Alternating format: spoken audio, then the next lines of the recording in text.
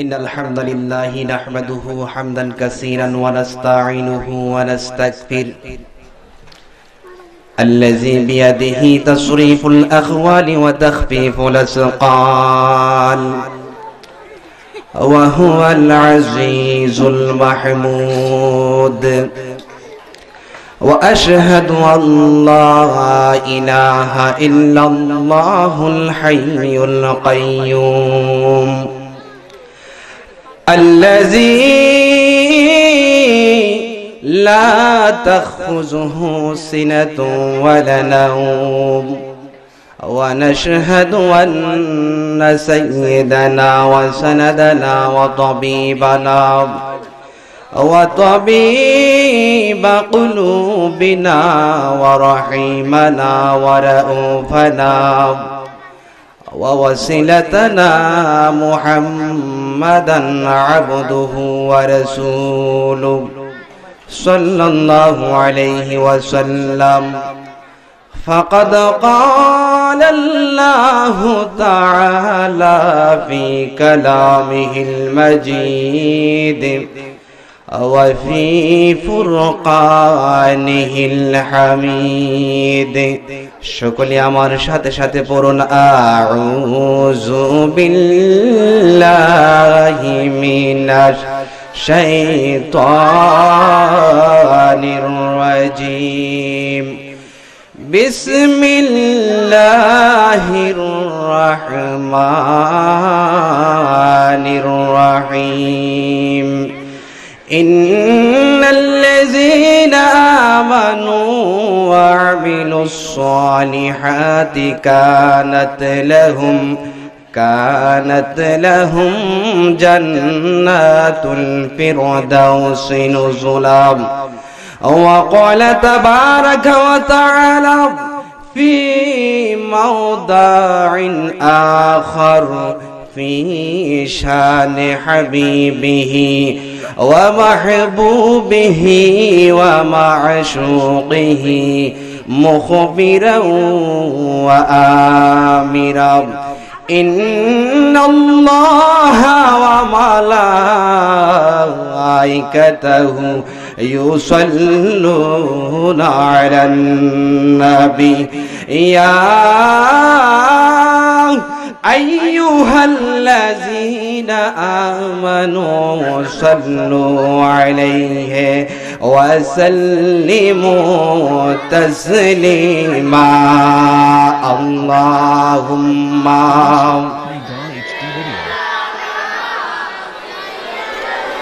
ما شاء الله محبت برد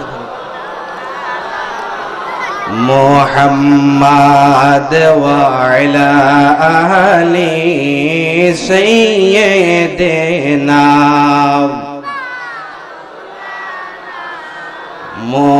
محمد وعلى آل سيدنا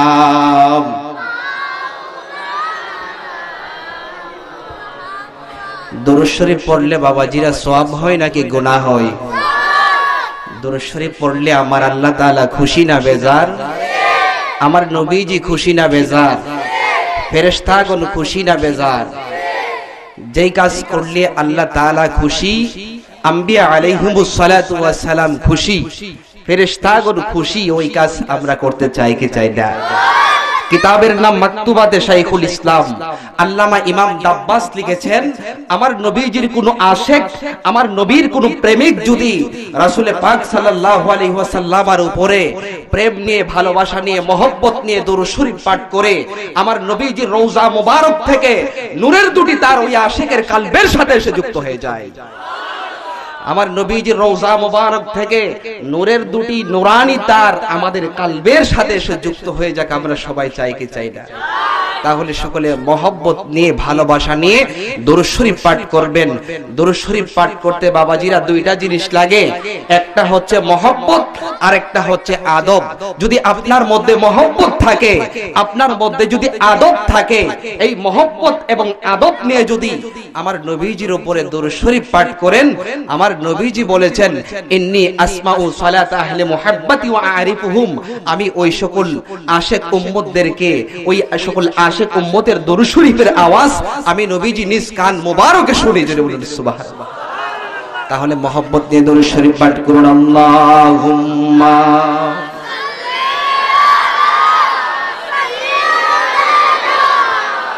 মাওলানা মুহাম্মদ ওয়া আলা আলি সাইয়্যিদিনা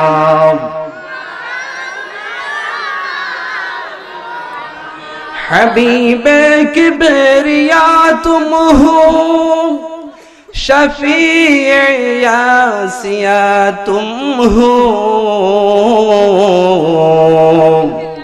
तुम्हें छोड़कर कहाँ जाओ बताओ या रसूल अल्लाह। अल्लाहुम्मा सय्यिदना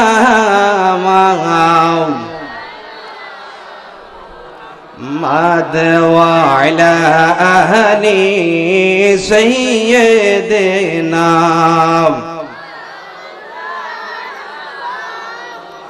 रहमतुल लिल आलमीन नबीजी रहमतेरोई खाजिना जर कदमेर धूलि लेगे यसरिब हইল मदीना। अल्लाह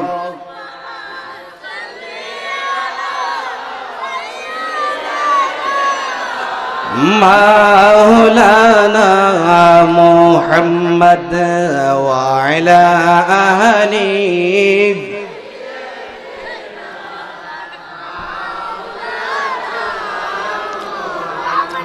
ला इलाहा इल्लल्लाह माशाअल्लाह ला इलाहा मोहब्बत ला इलाहा इल्लल्लाह ला इलाहा इल्लल्लाह ला इलाहा इल्लल्लाह ला इलाहा इल्लल्लाह ला इलाहा ला इलाहा ला इलाहा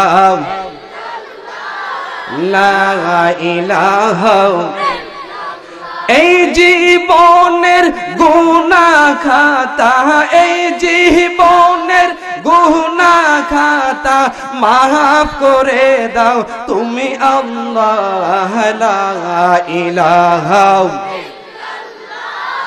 লা ইলাহা লা ইলাহা লা ইলাহা पापे तापे जलते जलते पापे तापे जलते जलते अंतर हইয়া छे काला। ला इलाहा ला इलाहा ला इलाहा ला इलाहा দুই নয়নে তোমায় দেখতে পারলে নবী দুই নয়নে তোমায় দেখতে পারলে ঘুচে যেত প্রেম ঝালা। লা ইলাহা লা ইলাহা লা ইলাহা লা ইলাহা লা ইলাহা লা ইলাহা লা ইলাহা ইল্লাল্লাহু মুহাম্মাদুর রাসূলুল্লাহ সাল্লাল্লাহু আলাইহি ওয়াসাল্লাম। সকলে একটু মহব্বতে জিকির করবেন। আল্লাহর হাবিব সাল্লাল্লাহু আলাইহি ওয়াসাল্লাম নবুয়তের নূরানি জবান মোবারকে আজ থেকে ১৫০০ বছর আগে আমার নবী বললেন লিকুল্লি শাইইন সিকালা ওয়াসিকালাতুল কুলুবি যিকরুল্লাহ। প্রত্যেকটা জিনিস পরিষ্কার করার একটা মাধ্যম আছে, একটা যন্ত্র রয়েছে। আপনার কাপড়ের মধ্যে ময়লা লেগেছে, আপনি এই ময়লা কিভাবে পরিষ্কার করবেন? এই ময়লা পরিষ্কার করার জন্য আপনি দোকান থেকে সাবান আনবেন অথবা সার্ফ এক্সেল আনবেন। কিন্তু যদি আপনি বান্দা যখন গুনাহ করে, হাদিস শরীফের মধ্যে এসেছে, যদি কোনো বান্দা গুনাহ করে ফেলে, ওই গুনার কারণে বান্দার কালবের মধ্যে, বান্দার কলবের মধ্যে একটা কালো দাগ পড়ে যায়। ওই কালো দাগ পরিষ্কার করার জন্য দোকানের কোনো সাবান দিয়ে পরিষ্কার করা যাবে না, এমনকি সার্ফ এক্সেল পাউডার দিয়ে পরিষ্কার করা যাবে না। আমার নবীজি নবুয়তের নূরানি জবান মুবারকে বললেন, ওই কালো দাগ যদি, কলবের কালো দাগ যদি পরিষ্কার করতে হয়, একটি মাত্র মাধ্যম আমার নবীজি বলে দিলেন, লিকুল্লি শাইইন সিকালা ওয়া সিকালাতুল কুলুবি যিকরুল্লাহ। প্রত্যেকটা জিনিস পরিষ্কার করার একটা মাধ্যম আছে। আর কলবের মধ্যে যখন বান্দা গুনাহ করে ফেলে, কলবের মধ্যে যখন কালো দাগ পড়ে যায়, ওই কালো দাগ পরিষ্কার করার মাধ্যম হচ্ছে আমার আল্লাহর জিকির। শুধু তাই নয়, আজকে জিকির করলে অনেকে টিটকারি করে, কথা বলেন ঠিক কিনা? অনেকে বলে আমরা নাকি লাফালাফি করি, আল্লাহর জিকির করি, এখানের মধ্যে ফতোয়াবাজি শুরু হয়ে যায়। গান বাজনা করে ওখানের মধ্যে ফতোয়াবাজি নাই, কথা বলেন ঠিক কিনা? সমাজের মধ্যে সুদ চলে, এই সমাজের মধ্যে ঘুষ চলে, এখানের মধ্যে কোনো ফতোয়াবাজি নাই। যখন আপনি আল্লাহর জিকির করবেন, এখানের মধ্যে বাবাজিরা ফতোয়াবাজি শুরু হয়ে যায়। বলে সুন্নিরা কি করে? এই জিকিরের দলিল আজকে আপনারা নিয়ে যান। আমার নবীজি নবুয়তের নূরানি জবান মুবারকে বললেন, আলা ইন্না ফিল জাসাদি মুদগা ইজা সালুহাত সালুহাল জাসাদু কুল্লুহু ওয়া ইজা ফাসাদাত ফাসাদাল জাসাদু কুল্লুহু আলা ওয়া হিয়াল কলব। বাবাজিরা আমার নবীজি নবুয়তের নূরানি জবান মুবারকে বললেন, মানব দেহের মধ্যে এমন একটা গোশতের টুকরা রয়েছে, এই গোশতের টুকরাটা যদি পবিত্র থাকে, তাহলে মানুষের সমস্ত দেহটা পবিত্র থাকে। আর যদি ওই গোশতের টুকরাটা নাপাক থাকে, তাহলে সমস্ত দেহটা নাপাক থাকে। ওই গোশতের টুকরাটার নাম কি? আমার নবীজি বললেন, সেই গোশতের টুকরাটা হচ্ছে কলব। জোরে বলুন সুবহানাল্লাহ। এখন ওই কলবকে কিভাবে পরিষ্কার করবেন? বান্দার কলব যদি পরিষ্কার থাকে তাহলে কেমন লাভ? বান্দার কলবের মধ্যে কি থাকে? বাবাজিরা আমার নবীজি বললেন, আশ-শাইতানু জাসিমুন আলা কলবি বনি আদম ফা ইজা যাকারাল্লাহু খানাসা ওয়া ইজা গাফালা আন যিকরিহি ওয়াসওয়াসা। শয়তান মানুষের কলবের মধ্যে উপবিষ্ট থাকে। বান্দা যখন আল্লাহর জিকির করে, ওই শয়তান দূরে চলে যায়। আর যখন আল্লাহর জিকির থেকে গাফেল হয়ে যায়, ওই শয়তান কলবের মধ্যে বসে বান্দাকে কুমন্ত্রণা দেয়। এই জন্য আল্লাহর জিকির করা দরকার আছে কি নাই? যারা আজকে টিটকারি মস্কারি করে, যখন আমরা আল্লাহর জিকির করি, বোঝা যায় আমরা যখন আল্লাহর জিকির করি শয়তান আমাদের থেকে দূরে থাকে। আর যারা আল্লাহর জিকির ফিকির নিয়ে যারা টিটকারি মস্কারি করে, তাদের কলবের মধ্যে শয়তান বসেছে। জোরে বলুন ঠিক কিনা? এই জন্য আমরা মহব্বতে জিকির করতে চাই কিনা? তাহলে সকলে একটু মহব্বতে জিকির করেন, আল্লাহ আল্লাহ আল্লাহ আল্লাহ আল্লাহ আল্লাহ আল্লাহ আল্লাহ আল্লাহ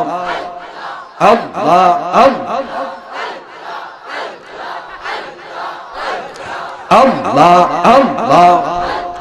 এই মেহনতি করে গো দয়াল, সাইরা যাইও না ভুইলা যাইও না।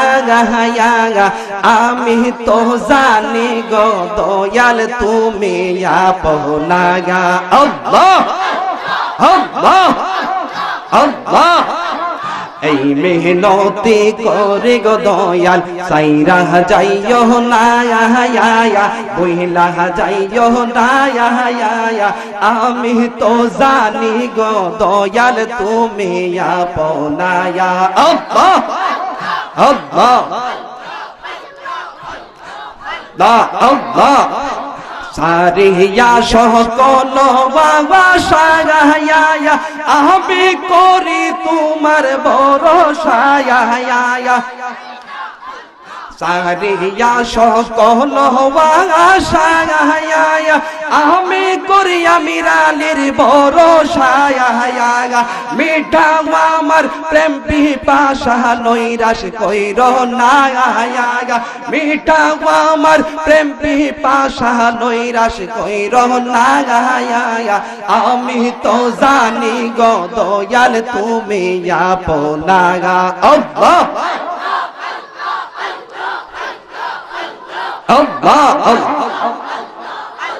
দয়াল তোমায় ভালোবাসি মন্দ বলে পারা পরশি দয়াল তোমায় ভালোবাসি মন্দ বলে পারা পরশি বলক বলক যার যার খুশি বলক বলক যার যার খুশি আমি বলবো না আমি তো জানি গো দয়াল তুমি আপনা আল্লাহ আল্লাহ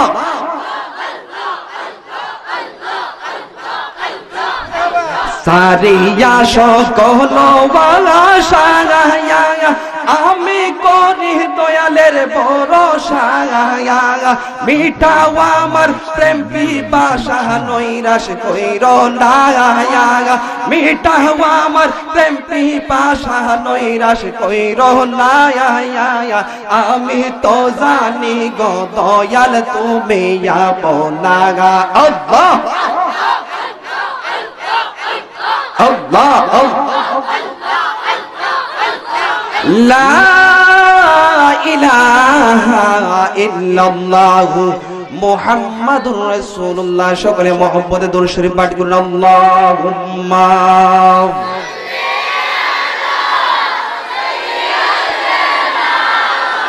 মাওলানা মুহাম্মাদ ওয়া আলা মাওলানা মুহাম্মাদ ওয়া আলা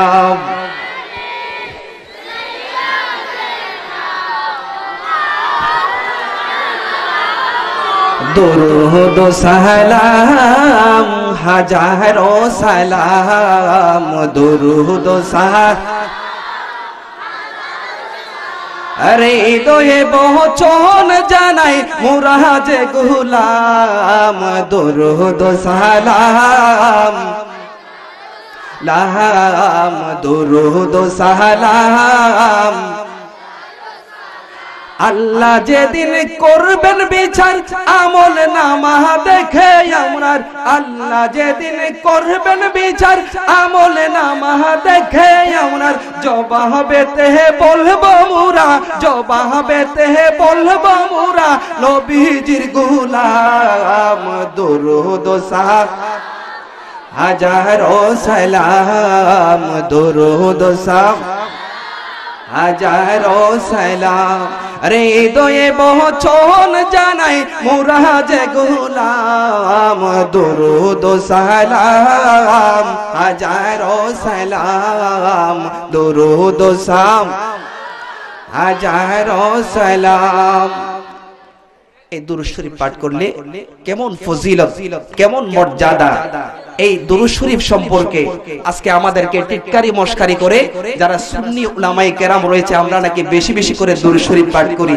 এই দুরূদ শরীফের কথা তো কুরআনুল কারীমের মধ্যে এসেছে এই দুরূদ শরীফের কথা তো হাদিস শরীফের মধ্যে এসেছে জোরে বলুন সুবহানাল্লাহ শুধু তাই নয় আজকে যারা আমাদেরকে নিয়ে বিভিন্ন ব্যঙ্গাত্মক করে তাদের একটা কিতাব যেই কিতাবের নাম হচ্ছে ফাজাইলে আমাল আপনারা দেখবেন ফরজ নামাজের সালাম ফিরানোর পরে একটা কোরআন শরীফের কোনো খবর নাই কিন্তু ফাজাইলে আমল এই কিতাবটা নিয়ে পড়া হয় নামাজের আগে বলা হয় নামাজের পরে আপনারা বসবেন ঈমান ও আমলের বয়ান হবে অনেক ফায়দা হবে যাক ভালো কথা আপনারা যেই ফাজাইলে আমল নামক যে কিতাবটি নামাজের পরে পড়েন এই ফাজাইলে আমল যে মূল কিতাবটি রয়েছে উর্দুতে ওই মূল কিতাবটির মধ্যে একটা অধ্যায় রয়েছে ওই অধ্যায়টি হচ্ছে ফাজাইলে দুরূদ শরীফ ওই ফাজাইলে দুরূদ শরীফ বর্তমান যেই কিতাবটি পড়ানো হয় মসজিদের মধ্যে এই ফাজাইলে দুরূদ শরীফের চ্যাপ্টারটা বাবাজিরা নাই অন্যান্য আছে ফাজাইলে সালাত আছে নামাজের ফজিলত আছে রোজার ফজিলত আছে হজের ফজিলত আছে যাকাতের ফজিলত আছে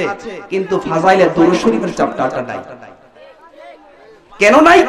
ওখানের মধ্যে যে মূল যেই কিতাব ফাজাইলে আমাল, ওই ফাজাইলে আমলের মধ্যে একটা চ্যাপ্টার আছে, সেই চ্যাপ্টারের নাম হচ্ছে ফাজাইলে দুরূদ শরীফ। আল্লাহু আকবার বলেন।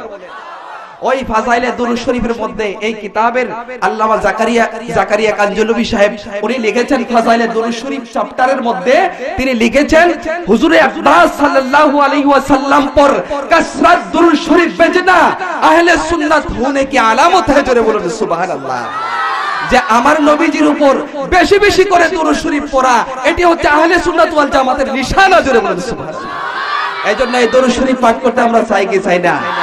নবীজির উপর প্রেম নিয়ে নাকি মোহব্বত ছাড়া ভালোবাসা নিয়ে দুরূদ শরীফ পাঠ করতে চাই কি চাই না? এই দুরূদ শরীফের কি ফজিলত! কিতাবের নাম নুজহাতুল মাজালিস, আল্লামা ইমাম নুজহাতুল মাজালিস আল্লামা আব্দুর রহমান সফুরি রাহমাতুল্লাহি আলাইহি তিনি কত সুন্দর করে একখানা হাদিস কোট করেছেন এই নুজহাতুল মাজালিস কিতাবের মধ্যে। যেদিন হাসরের ময়দান কায়েম হয়ে যাবে, হাসরের ময়দান যেদিন কায়েম হবে, একজন বান্দাকে দুইজন ফেরেশতা জাহান্নামের দিকে টেনে টেনে নিয়ে যাবে। ইন দি মিন টাইমে হযরতে আদম আলাইহিস সালাতু ওয়াস সালাম সেদিন একটি কুরসির মধ্যে বসা থাকবেন। আদম নবী বলবেন, ওহে ফেরেশতারা, আজকে এই কঠিন দিন তোমরা এই বান্দাকে নিয়ে কোথায় যাও? তখন ফেরেশতারা জবাব দিবেন, হে আদম ও সফিউল্লাহ, আজকে তার হিসাব নিকাশ নেওয়া হয়েছে, তার মিজানের পাল্লা দাঁড় করানো হয়েছে, তার নেকের পাল্লাটা হালকা হয়েছে, বদের পাল্লাটা ভারী হয়েছে, এইজন্য আজকে তাকে নিয়ে জাহান্নামের দিকে আমরা নিয়ে যাচ্ছি। আল্লাহু আকবার। হযরত আদম ও সফিউল্লাহ বলবেন, হ্যাঁ ফেরেশতারা, আজকে তোমরা তাকে নিয়ে কোথায় যাও? ফেরেশতারা জবাব দিবেন, হে আদম ও সফিউল্লাহ, আপনি শুনে রাখবেন, আজকে তার মিজানের পাল্লা দাঁড় করানো হয়েছে, আজকে তার জন্য জাহান্নাম অবধারিত হয়েছে, তার নেকের পাল্লাটা হালকা, বদের পাল্লাটা ভারী হয়েছে। আজকে আল্লাহ রাব্বুল আলামিন তার জন্য জাহান্নাম নির্ধারণ করে দিয়েছে, এই জন্য আজকে তার জন্য জান্নাত নয়, আজকে আমরা তাকে নিয়ে জাহান্নামের দিকে যাচ্ছি। জোরে বলুন আল্লাহু আকবার।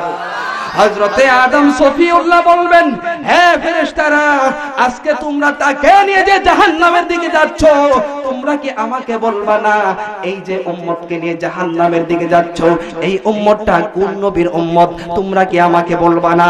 তখন দুইজন ফেরেশতার একজন ফেরেশতা বলবে, হে আদম ও সফিউল্লাহ, আপনি শুনে রাখবেন, আজকে যাকে নিয়ে জাহান্নামের দিকে নিয়ে যাওয়া হচ্ছে, এটি হচ্ছে আখির জামানার নবীর উম্মত। জোরে বলেন আল্লাহু আকবার। আদম নবী আশ্চর্য হয়ে যাবে, আমার নবীকে একটা ডাক দিবেন, ইয়া আহমদ, ইয়া আহমদ। আমার নবীজির দুইটা নাম, একটা হচ্ছে আহমদ আর একটা হচ্ছে মুহাম্মদ। সেদিন আদম আলাইহিস সালাতু ওয়াস সালাম আমার নবীকে ডাক দিবেন, ইয়া আহমদ, ইয়া আহমদ। এই ডাক যখন আমার নবীকে দিবেন, এই ডাক দেওয়ার সাথে সাথে আমার নবীজি হাসরের ময়দানে উপস্থিত হয়ে যাবেন। আমার নবী বলবেন, লাব্বাইক ইয়া আবাল বাশার, ওহে মানব জাতির পিতা, আমি উপস্থিত। কি হয়েছে আমাকে বলো। হযরত আদম আলাইহিস সালাতু ওয়াস সালাম বলবেন, ইয়া রাসূলুল্লাহ, ইয়া হাবিবাল্লাহ, আজকে আপনার উম্মতকে নিয়ে জাহান্নামের দিকে ফেরেশতারা নিয়ে যাচ্ছে। আমার নবী যখন এই কথা শুনবেন, শোনার পরে আমার নবীজি আল্লাহ রাব্বুল আলামিনকে একটা ডাক দিবেন, আয় রাব্বুল আলামিন, এই বুঝি আমার সাথে আপনার ওয়াদা ছিল, আজকে বুঝি আমার উম্মত দিয়ে জাহান্নাম আপনি উদ্বোধন করবেন। আমার নবীজি ডান হাত দিয়ে আঙ্গুল মোবারক দিয়ে আমার নবীজি দাড়ি মোবারক হেলাল করেন, আর আমার আল্লাহকে একটা ডাক দেন, আয় রাব্বুল আলামিন, আজকে বুঝি আমার সাথে আপনার এই ওয়াদা ছিল, আমার উম্মতকে নিয়ে আপনি জাহান্নামের দিকে নিয়ে যাবেন, আমার উম্মতকে ফেরেশতারা জাহান্নামের দিকে নিয়ে যাবেন। সুতরাং আপনি আমার উম্মতকে সাহায্য করেন, ফেরেশতারা তো আজকে জাহান্নামের দিকে নিয়ে যাচ্ছে আমার উম্মতকে। আমার নবী যখন আল্লাহকে একটা ডাক দিবেন, আই রাব্বুল আলামিন, আমার উম্মতকে নিয়ে জাহান্নামের দিকে নিয়ে যাচ্ছে, তখন আল্লাহ রাব্বুল আলামিন ফেরেশতাদেরকে বলবেন, আতিউ মুহাম্মাদান, আতিউ মুহাম্মাদান। হে ফেরেশতারা, আজকে সামান্য সময়ের জন্য হলেও তোমরা আমার নবীজির অনুসরণ করো। জোরে বলুন সুবহানাল্লাহ। আমার নবী যখন এই কথা বলবেন, আল্লাহ রাব্বুল আলামিনকে যখন এই কথা বলবেন, আল্লাহ তাআলা ফেরেশতাদেরকে বলবেন তোমরা আমার বন্ধু নবীর অনুসরণ করো। ফেরেশতারা তখন আমার নবীজির নিকটে আসবেন।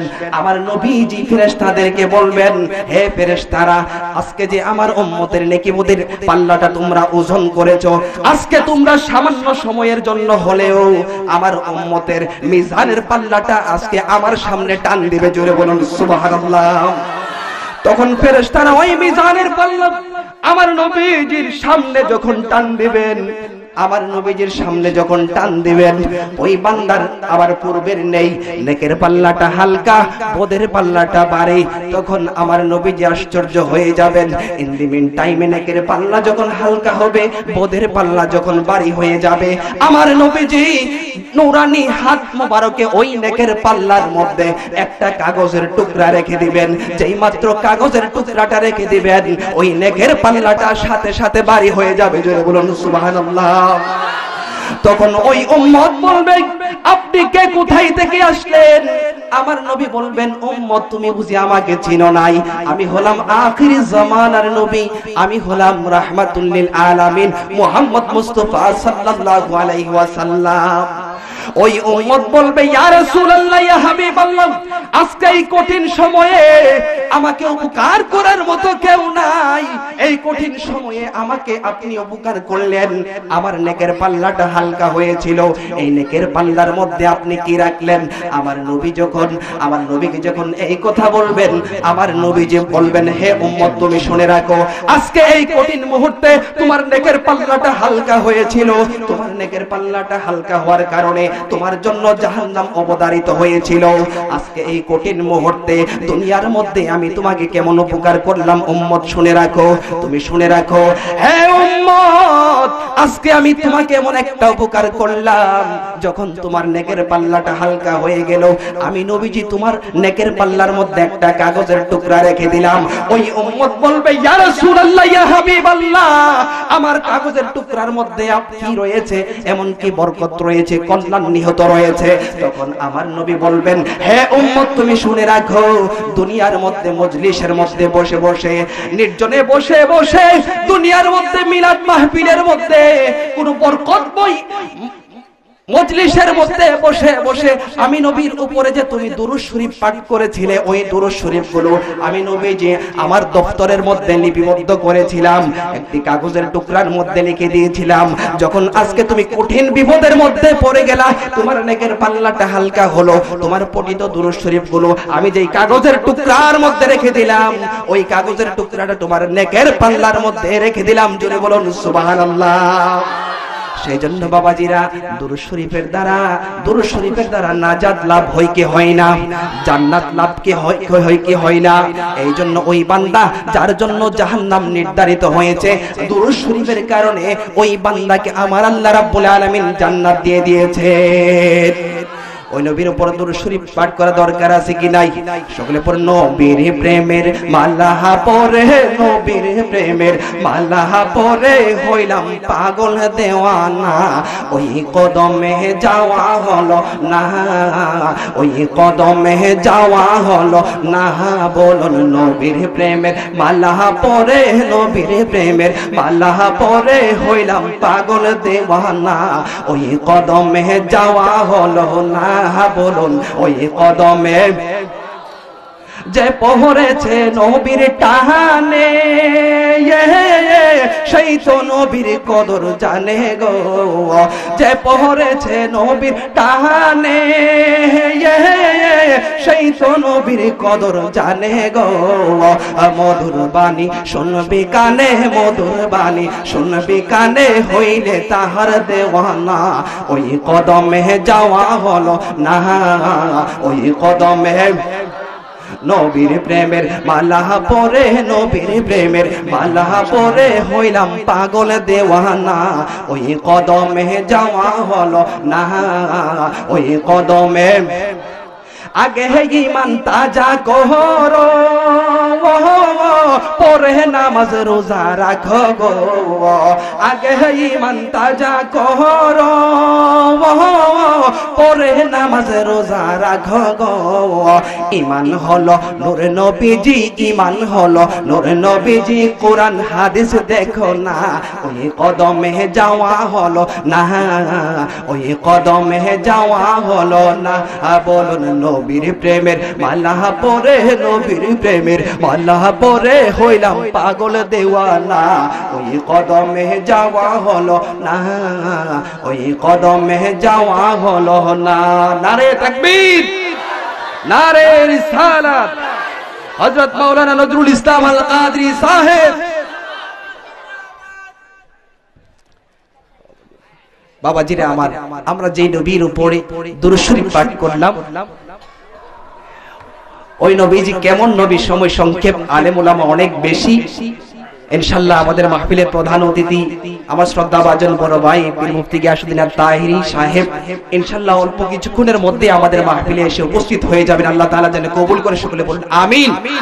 সম্মানিত হাজিরিন, যেই নবীর উপরে দরুদ শরীফ পাঠ করলাম, যিনি শুয়ে আছেন সোনার মদিনা, আমার নবীজির রওজা মোবারকের মাটির কত দাম শেষ করে দিচ্ছি। ফতোয়ায়ে শামী, জগৎ বিখ্যাত ফতোয়ার কিতাব আল্লামা ইবনে আবিদিন শামী, ফতোয়ায়ে শামীর মধ্যে স্পষ্ট ইবারত এসেছে।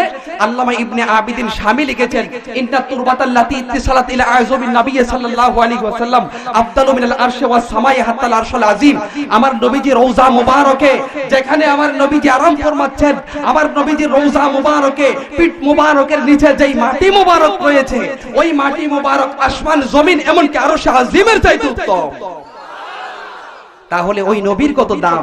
নবীজির রওজা মোবারকের মাটির যদি এত দাম হয়, তাহলে আপনারা বলুন ওই নবীর কত দাম? শুধু তাই নয়, মদিনা শরীফ কত সুন্দর, সোনার মদিনা। একজন আশিক রাসূলের প্রাণের ঠিকানা সোনার মদিনা। একজন আশিক রাসূলকে যদি জিজ্ঞাসা করেন, ভাই পৃথিবীর মধ্যে অনেক নামি দামি শহর আছে, আমেরিকা আছে, জাপান আছে, কানাডা আছে, সুইডেন আছে, রাশিয়া আছে, অস্ট্রেলিয়া আছে, পৃথিবীর মধ্যে সবচাইতে প্রাণের শহর কোন শহর? ওই আশিক রাসূলের হৃদয়ের গভীর কোন থেকে জবাব দিবে, আমার নিকট সবচাইতে প্রাণের শহর হচ্ছে সোনার মদিনা। শুধু তাই নয়, ওই মদিনা কেমন শহর সংক্ষেপে শেষ করে দিচ্ছি। 2007 সালে তিনজন বিজ্ঞানী মঙ্গল গ্রহের মধ্যে গিয়েছিলেন। তিনজন বিজ্ঞানীদের মধ্যে যিনি টিম লিডার ছিলেন, যিনি প্রধান ছিলেন, তার নাম হচ্ছে সুনিতা উইলিয়াম। ভারতের প্রথিতযশা অদ্ভুত নারী, যার নাম হচ্ছে সুনিতা উইলিয়াম। তিনি যখন মঙ্গল গ্রহে গিয়েছিলেন, মঙ্গল গ্রহে গিয়ে তিনি 26 দিন অবস্থান করেছিলেন। 26 দিন অবস্থান করে যখন এই জমিনের মধ্যে আসলেন, এই জমিনে আসার পরে একটি সাংবাদিক সম্মেলন করলেন। যখন সাংবাদিক সম্মেলনের মধ্যে সাংবাদিকেরা সুনিতা উইলিয়ামকে অনেক প্রশ্ন করলো, তখন সুনিতা উইলিয়াম বললেন, হে সাংবাদিকেরা, আজকে তোমরা আমাকে প্রশ্ন করার আগে আমার নিকট মুসলমানদের কোরআন শরীফ নিয়ে আসো। এই কোরআন শরীফের উপরে হাত রেখে আমি ইসলাম ধর্ম গ্রহণ করে মুসলমান হয়ে যাব। সুবহানাল্লাহ।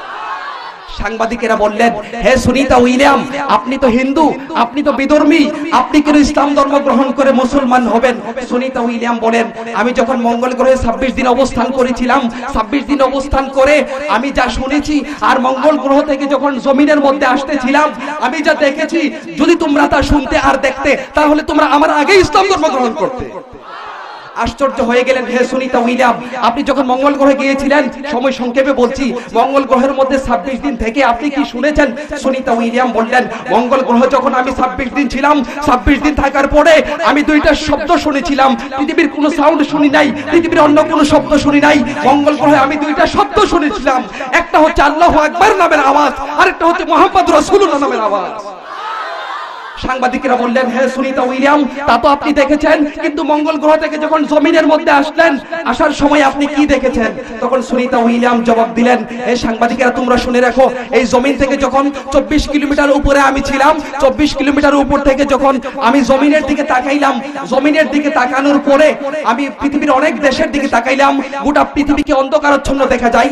আমেরিকার দিকে তাকাইলাম, রাশিয়ার দিকে তাকাইলাম, থাইল্যান্ডের দিকে তাকাইলাম, ফ্রান্সের দিকে তাকাইলাম, জাপানের দিকে তাকাইলাম, জার্মানের দিকে তাকাইলাম, রাশিয়ার দিকে তাকাইলাম, অনেক দেশের দিকে আমি তাকাইলাম, গোটা পৃথিবীকে অন্ধকারাচ্ছন্ন দেখা যায়। কিন্তু যখন আমি জাজিরাতুল আরবের দিকে তাকাইলাম, আমি দেখতে পেলাম আরব দেশ থেকে দুইটা আলোক রশ্মি মঙ্গল গ্রহ অতিক্রম করে ভেদ করে আরশে আজিমের দিকে যাচ্ছে। জোরে বলুন সুবহানাল্লাহ।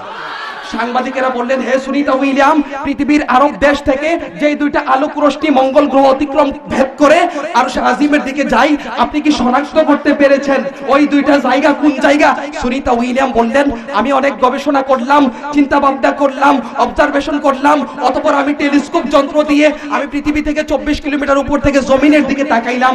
তাকানোর পরে আমি দেখতে পেলাম, আমি একটা সিদ্ধান্তে উপনীত হলাম, এই পৃথিবী থেকে যে দুইটা আলোক রশ্মি আরব দেশ থেকে মঙ্গল গ্রহ অতিক্রম করে আরশ আজিমের দিকে যায়, সেই দুইটা স্থান আমি শনাক্ত করতে পেরেছি। একটা হচ্ছে খানায়ে কাবা মক্কায়ে মুকাররমা, আরেকটা হচ্ছে মদিনায়ে মুনাওয়ারা নবীজির রওজা মুবারকের আলো। সুনিতা উইলিয়াম আশ্চর্য হয়ে গেলেন, তাহলে আমার নবীজির রওজা মুবারকের কত দাম! আমার নবীজির রওজা মুবারক থেকে আলোক রশ্মি বিচ্ছুরিত হয়ে মঙ্গল গ্রহ অতিক্রম করে আরশ আজিমের দিকে যায়। সুনিতা উইলিয়াম যখন এই দৃশ্যগুলো দেখলেন, তিনি ইসলাম ধর্ম গ্রহণ করে ফেললেন। আল্লাহ রাব্বুল আলামিন যেন সময় পাইলে ভবিষ্যতে ইনশাআল্লাহ কথা বলবো। আল্লাহ রাব্বুল আলামিন যেন আমাদেরকে আজকে এই দরবার শরীফে আমরা যারা আসলাম, আমাদের প্রত্যেকের হাজিরাকে আল্লাহ রাব্বুল আলামিন যেন কবুল করে, সকলে বলি আমিন। ওয়া আখিরু দাওয়ানা আলহামদুলিল্লাহি রাব্বিল আলামিন। আসসালামু আলাইকুম ওয়া রাহমাতুল্লাহি ওয়া বারাকাতুহু।